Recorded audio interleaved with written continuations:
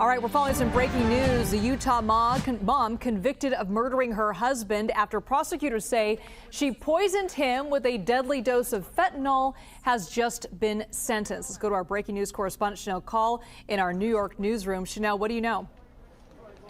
Yeah, this just coming into our newsroom moments ago. We can tell you Kouri Richins has now been sentenced to life in prison without the chance of parole. I was just watching the tape a few moments ago here inside the courtroom. You can see there she is. She's wearing this neon green shirt.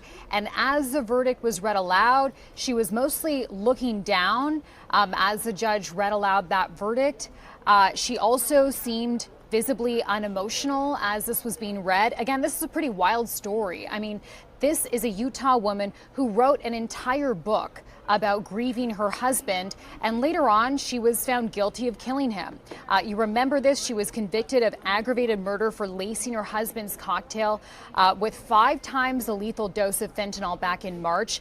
Prosecutors said that during the trial, she was millions of dollars in debt. They also alleged that she was planning a future with another man. And today we've been waiting for this sentence to come in for his murder. Again, it was a highly emotional day in court. We heard from the judge this morning warning this was going to be a long and heavy day. He said he'd actually cleared his calendar for the day so that both sides could be heard. We heard testimony from so many relatives, including Eric's father. We heard from Eric's sister.